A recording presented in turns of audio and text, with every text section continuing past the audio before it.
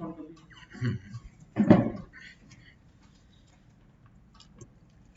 એક બે વસ્તુ શીખીએ.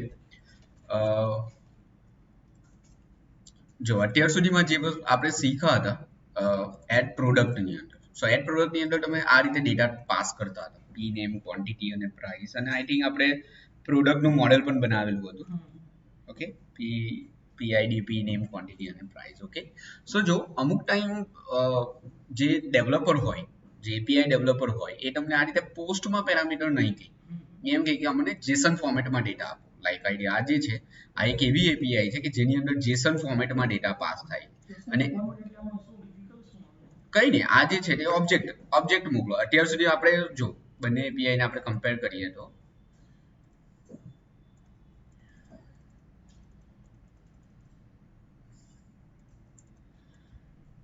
ધારો કે આ ઇન્સર્ટ પ્રોડક્ટ નોર્મલ છે, એની અંદર ના જેસન છે. ઓકે,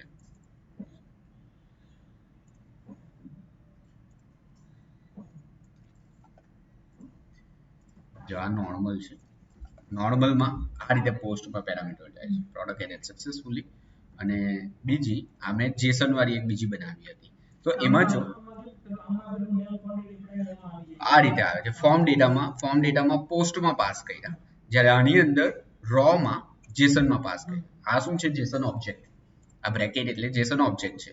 સો ના, આઉટપુટ સાથે મતલબ, બટ આપણે પાસ કઈ રીતે કરવાનું? બીકોઝ આપણે શીખ્યા કે બોડીની અંદર તમે આટલે પોસ્ટમાં પેરામીટર પાસ કરી શકો.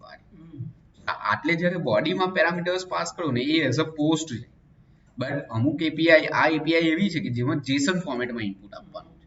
તો ત્યારે આટલે ઓબ્વિયસલી આ તો પોસ્ટ થઈ ગયું ને, તો આ પોસ્ટ આટલે તમે એપીઆઈ કરશો ને, જો ઇન્સર્ટ પ્રોડક્ટ જેસન ઇનપુટ, આટલે તમે આઈડિયા પાસ કરો છો, જો શું આઉટપુટ આવે.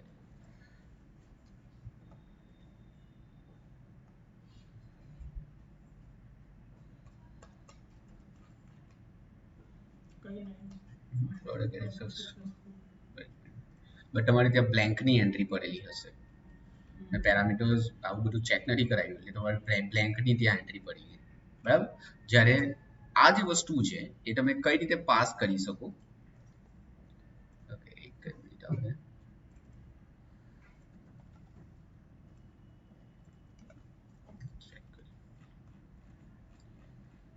જો આઈડિયા એન્ટ્રી પડી, બ્લેન્ક એન્ટ્રી પડી, કેમ કે તમે એપીઆઈ કોલ તો કરી, બટ એપીઆઈમાં પોસ્ટમાં પેરામીટર પાસ કર્યા, બરાબર. પોસ્ટમાં પેરામીટર પાસ કરો તો ઓબ્વિયસલી એ નહીં ચાલે, બરાબર. બીકોઝ એ જે એપીઆઈ છે, એ એપીઆઈ તમને જેસન ફોર્મેટમાં માંગે છે ડેટા. તો જેસન ફોર્મેટ કઈ રીતે પાસ કર્યું? બહુ ઇઝી છે. આટલે તમે એક મેપ બનાવી દો, map params equals to like this.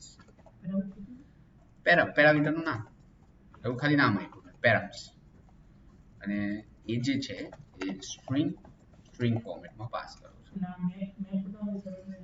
Map એટલે એક ટાઈપનું લિસ્ટ જેવું વર્ક કરે, કે જેમાં કી અને વેલ્યુ ફોર્મેટમાં ડેટા પાસ કરી શકો. એરેની અંદર શું હોય? એરેમાં ડાયરેક્ટ તમારા ડેટા હોય 10, 20, 30, એને ઇન્ડેક્સથી એક્સેસ કરી શકો 0, 1, 2. જ્યારે મેપની અંદર કીથી એક્સેસ થાય. ઓકે, આમાં પી નેમમાં આપી દીધું, એરેની અંદર 1, 2, 3 આવે, 0, 1, 2, 3. ઓકે, ઇન્ડેક્સથી, એને એવું કહેવાય કે ઇન્ડેક્સથી રીડ કર્યા. તો આ પેરમ્સને જસ્ટ ખાલી તમારે આટલેથી એન્કોડ કરીને પાસ કરી દો, પતી ગયું.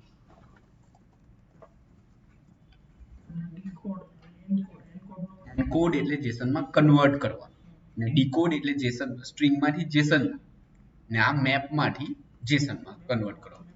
ઓકે, સો એને એન્કોડ કહેવાય. સો જો હવે આ આપણો ડેટા છે, લાસ્ટમાં જે એન્ટ્રી થઈ હતી. ઓકે, જોઈએ હવે જેસન ફોર્મેટથી ડેટા જાય છે કે નહીં. ઓકે,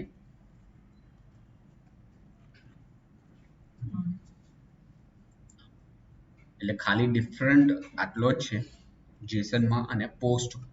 જેસનમાં તમે પોસ્ટની અંદર ડાયરેક્ટ પેરામીટર પાસ કરી દો, બરાબર. આમાં એન્કોડ કરીને કરવાનું, બરાબર. અને જો આ વસ્તુ એકચ્યુઅલી સ્ટ્રિંગ એટલે આ સ્ટ્રિંગ અને આ સ્ટ્રિંગ, એમ ચાલ એ હા કમ્પલસરી છે. અને જો આ એડ પ્રોડક્ટની અંદર જો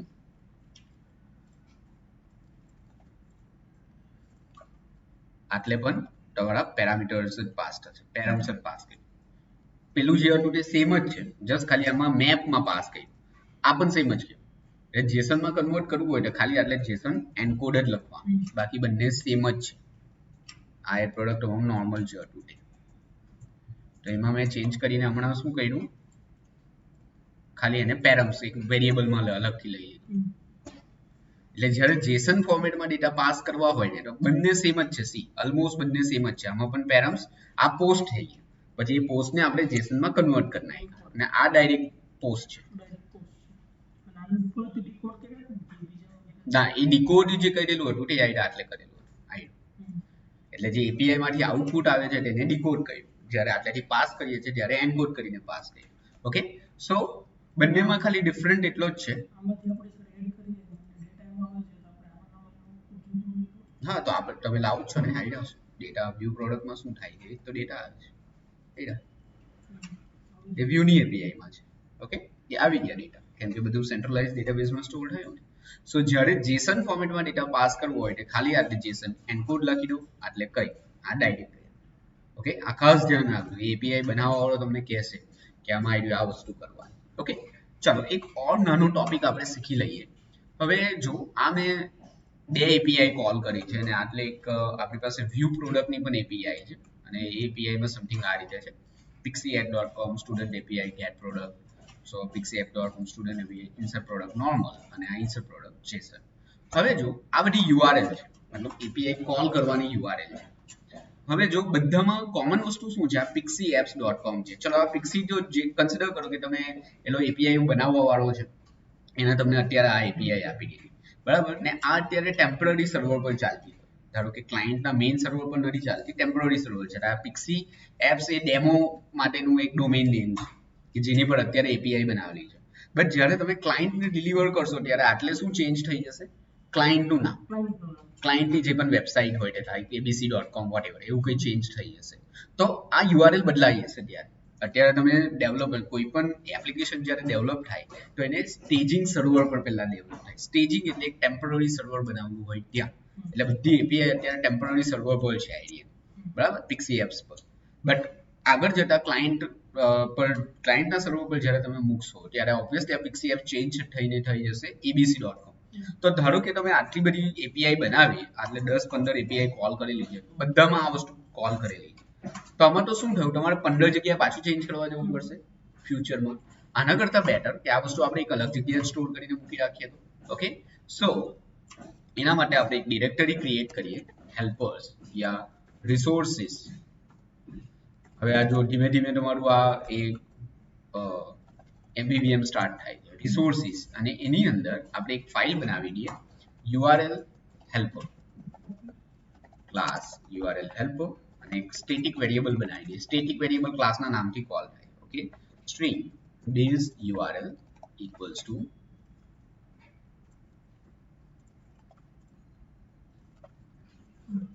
અને static string add product JSON. સો એમાં base URL ને કોન્કેટ કરીએ આ વસ્તુ સાથે, બરાબર. પછી તમારું ધારો કે add product normal, તો add product normalમાં આ છે. ઓકે, and view product અહીંયા લખો. ગુડ, બધી એપીઆઈ અહીંયા લખી દેવાની. સો આનાથી ફાયદો શું થશે તે જો આ થઈ ગયું. હવે આ જગ્યાએ ખાલી પેલા વેરિયેબલ ત્યાંથી URL હેલ્પરમાંથી આ કઈ છે, એડ પ્રોડક્ટ JSON, એટલે પેલી લિંક આવી ગઈ. આ જગ્યા પર URL helper view product, આ URL helper add product, બરાબર. તો બધી એપીઆઈ ત્યાં મૂકી દીધી. હવે ક્લાયન્ટે ચેન્જ કરવાનું આવ્યું તો ચેન્જ વધારે આ થશે, એક જગ્યાએ ચેન્જ કરો, ઓટોમેટિકલી બધી જગ્યાએ ચેન્જ થઈ જશે, કેમ કે અમારો બેઝ યુઆરએલ જ આપણે કોન્કેટ, આ બેઝ યુઆરએલ છે ને એની સાથે આ URL. મતલબ સિમ્પલ શું કહ્યું કે જ્યારે આટલે આપણે લખતા હતા એની જગ્યાએ મેં આ પર્ટિક્યુલર વેલ્યુ એક વેરિયેબલમાં અલગથી સ્ટોર કરાવી રાખી, અને ત્યાંથી તમારું કોલ થયા કરે છે. ઓલવેઝ જ્યારે પણ એપીઆઈ કોલ કરો તો આ રીતે જ બનાવવાનું, એને અલગ ફાઇલમાં રાખવાનું. એટલે ફ્યુચરમાં કદાચ જો એપીઆઈ નો પાર્ટ ચેન્જ થયો તો તમારે બધી જગ્યા ચેન્જ કરવા નહીં જવું પડે. બધામાં છે જ આ બેઝ યુઆરએલ જ છે, એટલે આ વેરિયેબલ જ બધામાં કોપી પેસ્ટ માર્યો છે. એટલે આખી જોવા જાવ તો આખી લિંક કેવી બને છે, આમ બને છે. આમ તો જે એપીઆઈ બનાવવા વાળા જે લિંક આપી છે તે જ છે, ખાલી આપણે એને થોડું સ્માર્ટલી આ એક જગ્યાએ સ્ટોર કરી રાખી. સો ફ્યુચર એક જ જગ્યાએ ચેન્જ કરો, કેમ કે બેઝ યુઆરએલ તો બેઝ તો કોમન જ છે ને, આટલી વસ્તુ તો બધી જ એપીઆઈ માં કોમન છે. હા આખા પેજમાં ચેન્જ થઈ જાય, આખી એપમાં ચેન્જ થઈ જાય એકચ્યુઅલી. બરાબર, આ એમવીવીએમ નો એક પાર્ટ હતો, આટલો એક નાનો પાર્ટ આવતો છે, એ આગળ જતા પણ આવશે. ઓકે, સો આ સિમ્પલ અત્યારે આપણે શું કર્યું કે જે યુઆરએલ હતી એ બધી યુઆરએલ એક અલગ જગ્યાએ સ્ટોર કરી નાખી ને એ જ કોલ કર્યા કરવાનું. સો ઓલવેઝ એક પ્રોફેશનલ જ્યારે તમે કોઈ કંપનીનો પ્રોજેક્ટ બનાવો ત્યારે જેટલી પણ એપીઆઈઝ હોય એ એપીઆઈઝ આ રીતે તમારે અલગ ફાઇલમાં જ રાખવાની. બરાબર, સો ઇઝી પડે મેનેજ કરવામાં, તમને ઇઝી પડે. ઓકે, ફાયરબેઝ, ડેટાબેઝ, એપીઆઈ બધું હજુ તો આમાં આગળ આવશે.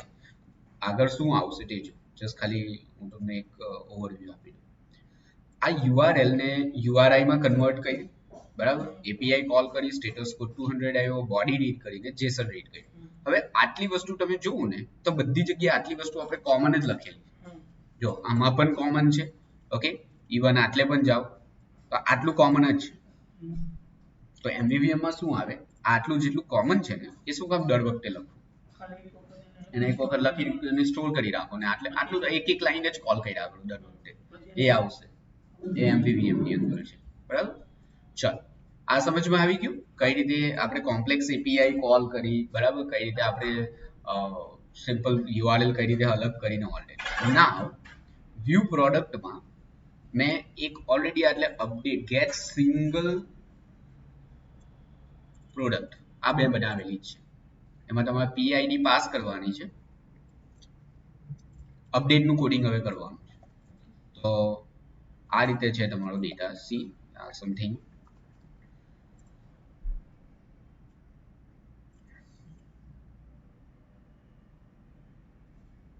આવી રીતના ડેટા આવે છે, આ ડેટા ફોર્મની અંદર લાવવાના છે, કેમ કે અપડેટમાં શું હોય, ક્લિક કરો એટલે ડેટા જે પ્રોડક્ટ પર તમે અપડેટ કરો છો તેનો ડેટા બાય ડિફોલ્ટ આવી જવો જોઈએ. ઓકે,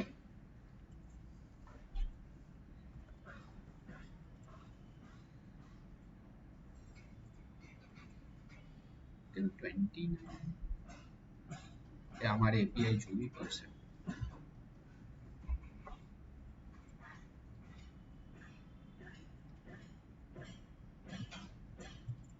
આ તો એપીઆઈ બદલી આપો. ઓકે, પીઆઈડી પાસ કરો અને એપીઆઈડી નો ડેટા ફોર્મ ની અંદર લઈ આવો. હવે અપડેટ નું કોડિંગ કરવાના છે.